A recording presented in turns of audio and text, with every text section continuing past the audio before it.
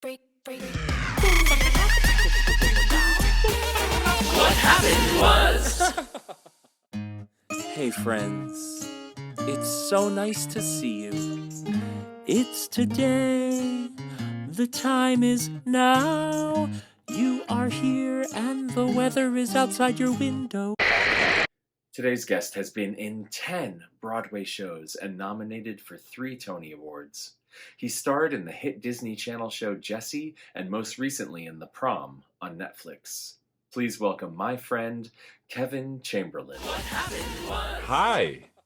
Hello, Zach. How are you? I'm good. How are It's you? So good to be here. Oh, it's amazing to see you. What has this last year been like for you? We're going into year 2 of the pandemic.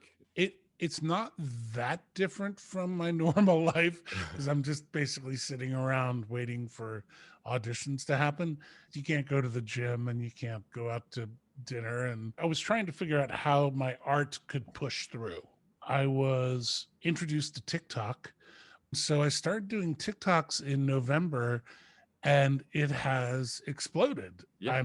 I now have 4.6 million followers. Of course. How the hell that happened, I don't know. You know, I have this audience from this Disney Channel show, Jessie. I'm trying to figure out how to get into the more adult audience. And I made a TikTok that people can check out called Turtlenecks and Blazers. It's a cover song from another TikTok artist. And it's me and a couple of friends wearing turtlenecks and blazers in a kind of music video. Men and ladies, grab a turtleneck and blazer.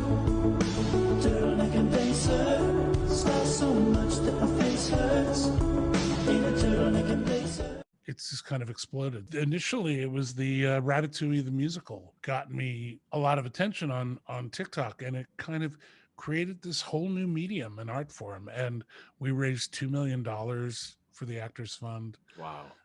Record. Wow. It's a record Yeah. fundraising for them. It's Yeah. very fascinating, and the sky's the limit. And I've been teaching recently, doing master classes, and all of the kids who are theater majors right now, they're like, they're so worried about when they're going to be able to make a living and get on stage. And I said, well, that will eventually happen, but in the meantime, you have this outlet, and you need to write. You need to start writing and creating your own web series and YouTube channels. Everyone knows how to edit now because of iMovie, and it's kind of cool. And all of it. Yeah. It's really, Totally. I feel the same. I've learned so much in these past, 6 months, especially. There's this surge of creativity that kind of feels like childhood in a way. It feels like we're all in a big, giant sandbox. And, it is. And we're using our imaginations. You have a remarkable story about the opening night of one of your 10 Broadway shows. Yes, I do. And this was a play called Dirty Blonde, which was about Mae West. James Lapine, who, if you know, directed and wrote the book for Into the Woods and Sunday in the Park with George. And he was obsessed with an actress / writer named Claudia Schiffer, who had done a one-woman show downtown called Blown Sideways Through Life. And he commissioned her to write a play about Mae West and basically just said, write anything you want. And so she showed up about 6 months later in his office with a pile of papers this tall, and we just read through them. He had Claudia write me this role, and she put a lot of autobiographical stuff in there from my life. Wow. And it's basically about two people who meet at Mae West's grave, and they are obsessed with this film actress. And my character is so obsessed that he dresses up as her because he met her when he was 17 and she gave him one of her dresses. And so this love, romantic New York comedy starts off with this contemporary couple. And then the play flashes back and forth to biographical scenes in Mae West's life. Wow. And it was a huge hit downtown, and we ended up transferring, and within a month we were on Broadway from New York Theater Workshop. So what happened was, on opening night, we actually did the old-fashioned Sardi's opening night, where the party was at Sardi's, which is right next to the theater at Helen Hayes Theater. And we got the New York Times early edition at about 10:35, I think it comes out. And I stood on a chair and read a rave review from Ben Brantley of our play to the entire restaurant of Sardi's. And all of us it was only 3 people in the cast, and we all got raves. The next morning, the Tony nominations came out, and we all got nominated. Oh my God. Director, set, light, costumes, everyone.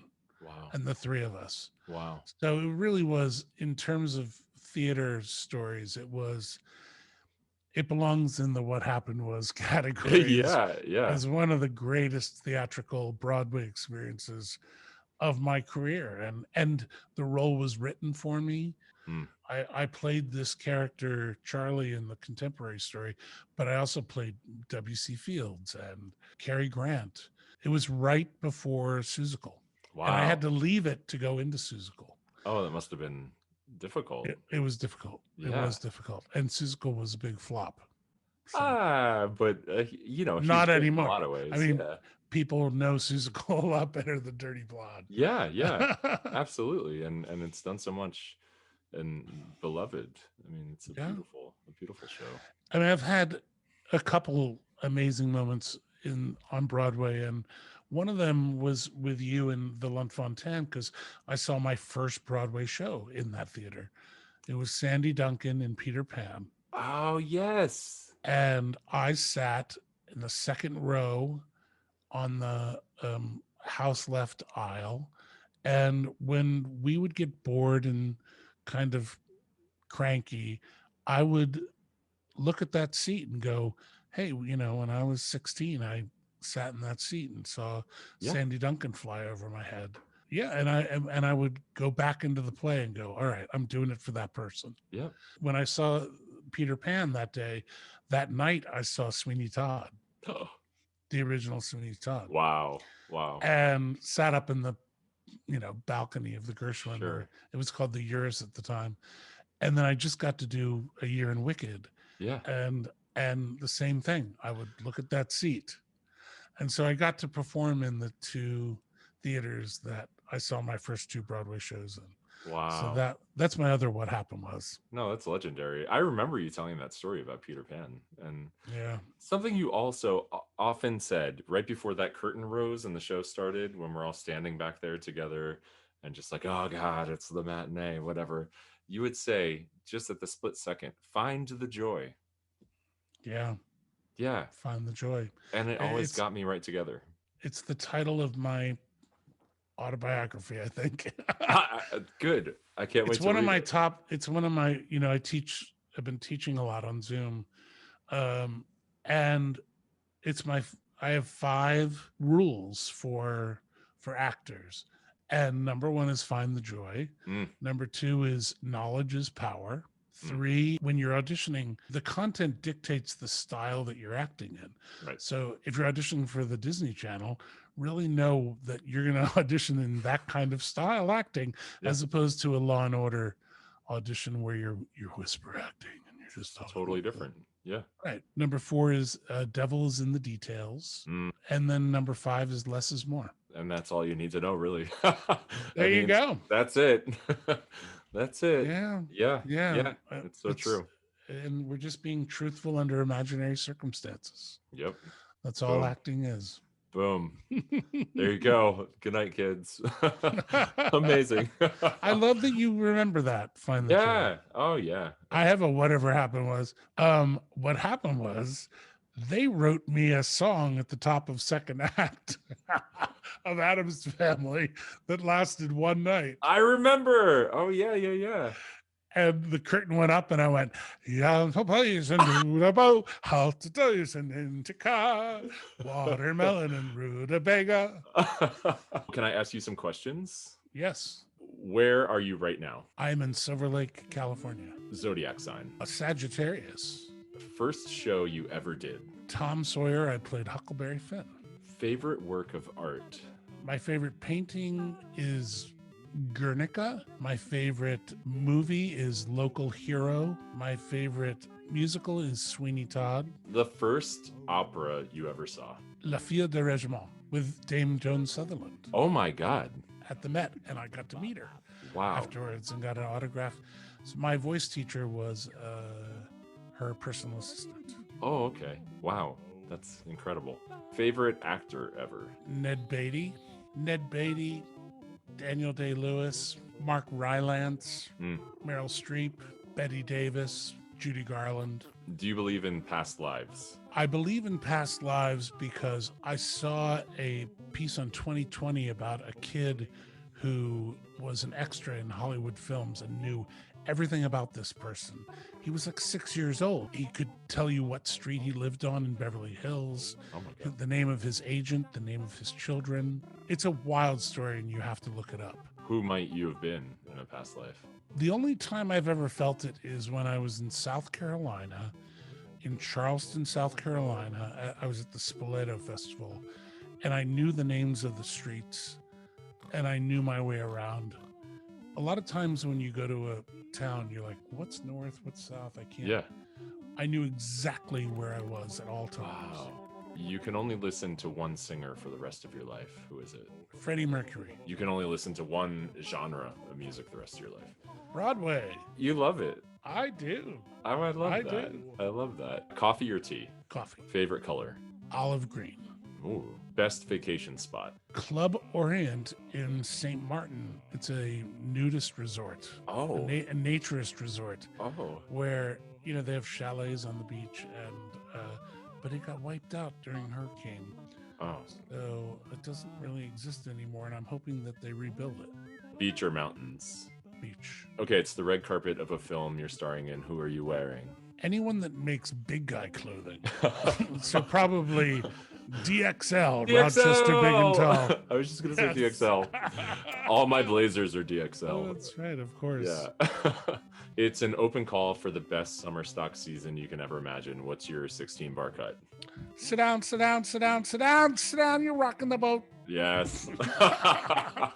Best sick day excuse. Diarrhea. Oh, yeah, absolutely. You can have a weekend away with anyone who's ever lived. Ben Franklin. Oh, wow. All right. Anyone who discovered electricity and Yeah. you know, Yeah. I don't know if he's discovered electricity per se, but Well, that we whole say he did. Yeah. kite and key thing. And, Right. Okay, you're not in showbiz. What's your backup dream job? I mean, I'm a pianist, so I probably would have been not a concert pianist, but a cheesy lounge Oh, pianist. yeah, you're amazing at that. I've heard it many times. Do you believe in ghosts? No, Pitch me a new musical. I want to be scared on stage, Yeah. and I haven't been scared in a long time. I want a ghost story slasher. Where you're actually scared and it's not camp. It's like, Yeah, yeah. where I want people in the audience to be turning around, going, "What the is that?" Yeah. Yeah. Okay, you can go to any planet. I want to go to a planet that has lots of water and beaches. That doesn't really exist. I mean, it probably does. You can live at any time period. Post World War II, Broadway was, you know, there was 130 Broadway shows, and Wow. Wow. you know, it was New York was exciting. There was jazz clubs. You get to spend an entire year living as anyone else. I'd love to be Barry Manilow. Your favorite composer is going to write a new show for you. Oh, well, Sondheim writes a role for me about my life. Yes. You can go back in time and tell your younger self one thing. Watch your weight. Don't eat so much sugar. I wasn't expecting that. Everything else has worked out exactly the way I planned. I love that. What's the meaning of life? The meaning of life has to do with what you leave behind. And so if you don't have children, which is the ultimate gift of what you leave behind, and further the human race, you leave behind your art if you're an artist. So I think the secret of life is finding what you are going to leave behind and be remembered for. Mm.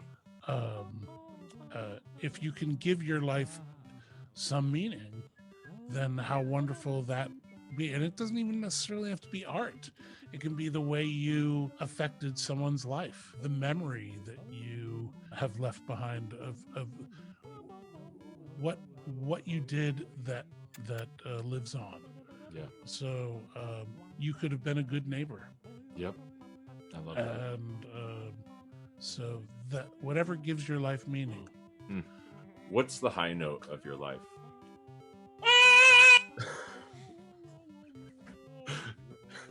What's the low note of your life?